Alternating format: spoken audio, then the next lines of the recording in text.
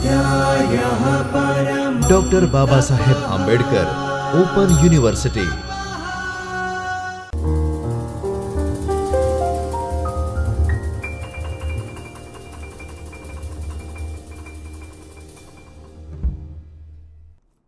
नमस्कार विद्यार्थी मित्रों, डॉक्टर बाबा साहब आंबेडकर ओपन यूनिवर्सिटी के चैतन्य स्टूडियो से मैं श्याम मुरली मनोहर पांडे आप सभी का हार्दिक स्वागत एवं अभिनंदन करता हूं। विद्यार्थी मित्रों, आज हम चर्चा करने वाले हैं दक्षिण एशिया में सरकार अने राजनीति ब्लॉक 2 यूनिट 6 और आज का जो टॉपिक है भारतनी विदेश नीति और हम इसका पार्ट 6 आज देखेंगे।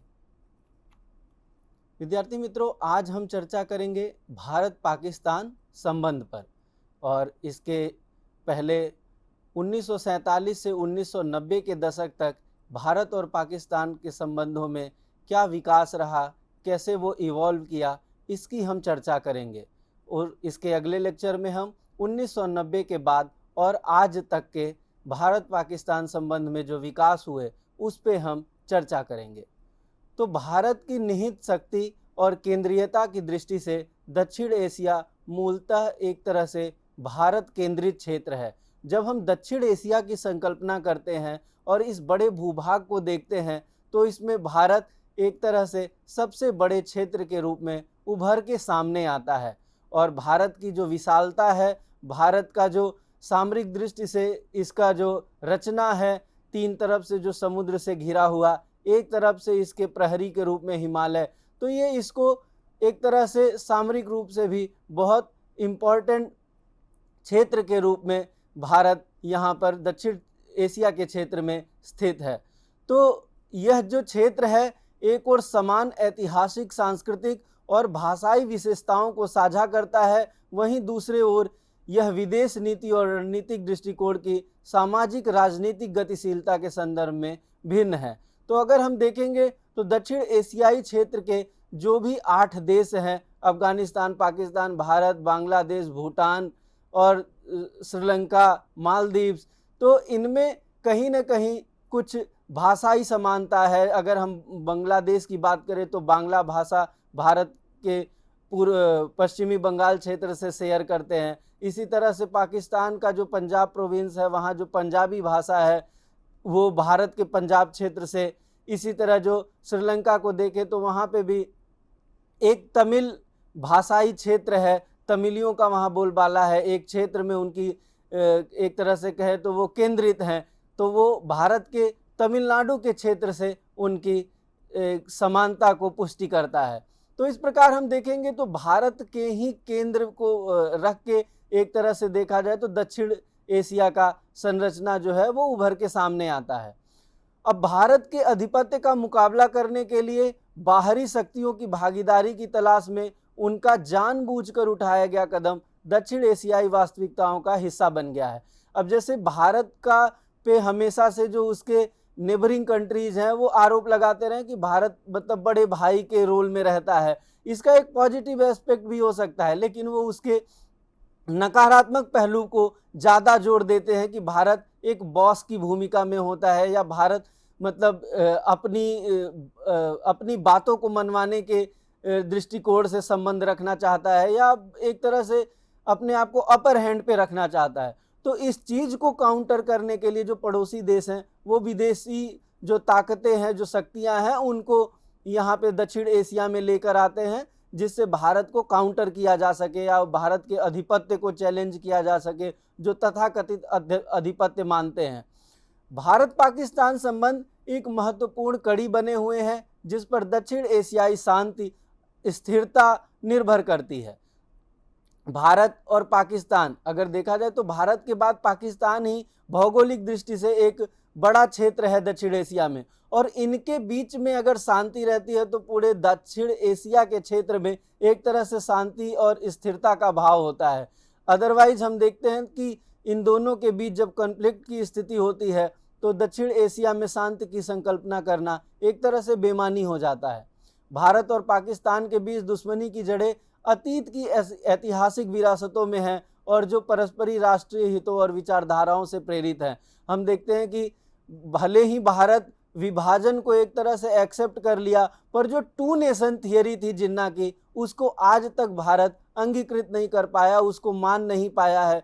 क्योंकि टू नेशन थियरी का जो एक तरह से दलील दिया गया था जिन्ना की तरफ से कि दो धर्म और टू नेशंस एक साथ नहीं रह सकते, उसमें जो वो भाषा के आधार पर और धर्म के आधार पे जो बोला, पर उसके बाद हम देखते हैं कि उनका ये आइडिया फेल हो जाता है 1971 में, जब बांग्लादेश का उदय होता है 1971 में। उससे पहले का अगर हम देखें पूर्व भूमिका, तो पाकिस्तान जो पश्चिमी पाकिस्तान था वो पूर्वी पाकिस्तान पे एक तरह से उर्दू भाषा थोप रहा था।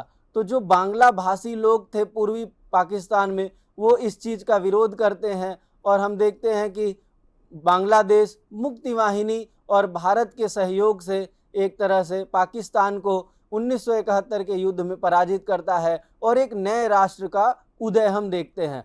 तो पाकिस्तान की तरफ से जो ये टू नेशन की थियरी आई थी वो 1971 में ही फेल होती दिखी, और अभी भी हम देखते हैं तो पाकिस्तान में सिंध का रीजन हो, बलोच का रीजन हो, जो पाकिस्तान ऑक्युपाइड कश्मीर है, वहाँ पे भी अभी एक तरह से देखा जाए तो चैलेंजेज वहाँ पाकिस्तान के सामने हैं। वो लोग, उन पर ज़बरदस्ती भाषा या एक तरह से एक पंजाबी कल्चर को थोपा जा रहा है, जबकि सिंधी काफ़ी अलग हैं। पाकिस्तान का जो एक पंजाबी डोमिनेंस है, बलोच को देखा जाए तो उनकी भी संस्कृति काफ़ी अलग है। तो इस प्रकार जो एक संकल्पना थी टू नेशन थियरी की, वो हम पाकिस्तान के कॉन्सेप्ट में कम से कम फेल होता हुआ नज़र आ रहा है। भारत और पाकिस्तान ने 1947 में ब्रिटिश से स्वतंत्रता प्राप्त की, और इसके बाद हम देखते हैं कि जो विभाजन की विभीषिकता थी उसमें कैसे पलायन और तनाव को जन्म दिया, और हम देखते हैं कि 10 लाख से अधिक लोग मारे गए और लाखों लोग अपना घर छोड़कर विस्थापित हुए। पाकिस्तान में जो हिंदू सिख थे उनको वहाँ पर मारा गया, और वो वहाँ से ट्रेन के रास्ते या एक तरह से उनको जो भी रूट्स मिले उससे वो भारत की तरफ पलायन करते हैं। इसी तरह से भारत की तरफ से भी मुसलमानों का एक जत्था और एक भारी मात्रा में यहाँ से एक माइग्रेशन होता है जो पाकिस्तान को चले जाते हैं। तो ये जो विभाजन की विभत्सता थी उससे लाखों घर उजड़ गए, लाखों लोग मारे गए और लाखों लोग इधर से उधर विस्थापित हुए 1947 में। इसके तुरंत बाद पाकिस्तान समर्थित जो कबायली रहते हैं वो भारत पर आक्रमण करते हैं कश्मीर के क्षेत्र में। तो जो विभाजन था उसके जस्ट बाद पाकिस्तान की तरफ से ये इंट्रूजन किया जाता है, और वो कश्मीर के क्षेत्र को अपने हिस्से में मिलाना चाहते थे, क्योंकि उनका एक ये दलील था कि वो मुस्लिम डोमिनेंस क्षेत्र है और वहाँ हिंदू राजा शासन करते हैं। तो एक तरह से वो चाहते हैं कि जो कश्मीर का क्षेत्र है वो पाकिस्तान में मिल जाए, या पाकिस्तान को वो कश्मीर को वो हथिया लें। फिर 1949 में संयुक्त राष्ट्र का हस्तक्षेप होता है, युद्ध विराम की घोषणा होती है, और एक तरह से लाइन ऑफ कंट्रोल, नियंत्रण रेखा स्थापित हुई। उसको बताया गया, उस एक तरह से वो डिमार्केशन होता है कि ये लाइन ऑफ कंट्रोल है, जहां 1949 में युद्ध विराम की घोषणा होती है। संयुक्त राष्ट्र के हस्तक्षेप के बाद हम देखते हैं कि पाकिस्तान का जो विरोध था वो कश्मीर का भारत में विलय होना था। पाकिस्तान नहीं चाहता था कि जो कश्मीर है वो भारत में मिले, पर उस वक्त जो राजा हरि सिंह थे वो इंस्ट्रूमेंट ऑफ एक्सेशन भारत के साथ साइन करते हैं, संधि पर हस्ताक्षर करते हैं, और कश्मीर को पूर्णतः भारत में विलय कर देते हैं। भारत ने अपनी ओर से अमेरिका के नेतृत्व में जो सेंट्रल ट्रीटी ऑर्गेनाइजेशन बना था, इसमें इस गठबंधन में पाकिस्तान जब शामिल हुआ तो भारत उसका आलोचना करता है, विरोध करता है। भारत का पक्ष था, तर्क था कि सेंटो में शामिल होने के बाद जो पाकिस्तान है वो शीत युद्ध को भारत की सीमा तक लेकर आ गया, और भारत इस विषय से चिंतित था, और भारत की नाराजगी भी थी कि शीत युद्ध को अननेसेसरी पाकिस्तान दक्षिण एशिया के क्षेत्र में खींच लाया। उसके बाद हम देखते हैं कि एक तरह से कूटनीति दौर शुरू होता है भारत पाकिस्तान संबंधों में। लियाकत नेहरू संधि 1950 में हुई और इसमें बोला गया कि दोनों ही देशों में जो अल्पसंख्यक हैं, जो भारत से पाकिस्तान की तरफ गए या जो पाकिस्तान से हिंदू सिख भारत में आए, और उसके बाद जो वहाँ पे अल्पसंख्यक रह गए, जैसे पाकिस्तान में जो हिंदू सिख रह गए, तो उनकी सुरक्षा के लिए ये लियाकत नेहरू संधि पे हस्ताक्षर होता है। फिर हम देखते हैं संयुक्त राष्ट्र का में एक प्रस्ताव जिसमें कश्मीर में जनमत संग्रह की बात होती है। एक तरह से प्लेबिसाइट की बात होती है कि कश्मीर में जनमत संग्रह कराया जाए और देखा जाए कि वो किस तरफ जाना चाहते हैं, वहाँ कश्मीरी लोगों का क्या विचार है। तो ये एक कूटनीतिक दौर का हिस्सा था। इसी दौरान सिंधु जल संधि 1960 में होता है। इसमें विश्व बैंक मध्यस्थता करता है और दोनों देशों के बीच जो नदियां बहती हैं, ब्यास, रावी, सतलज, और तो इन नदियों के जो जल हैं उनके साझा करने पर समझौता होता है। 1956 में संयुक्त राज्य अमेरिका और पाकिस्तान के बीच द्विपक्षीय रक्षा समझौते होते हैं और इसमें पाकिस्तान को विमान और रक्षा आपूर्ति और अरबों डॉलर के जो हथियार थे वो अमेरिका की तरफ से मुफ्त में दिए गए।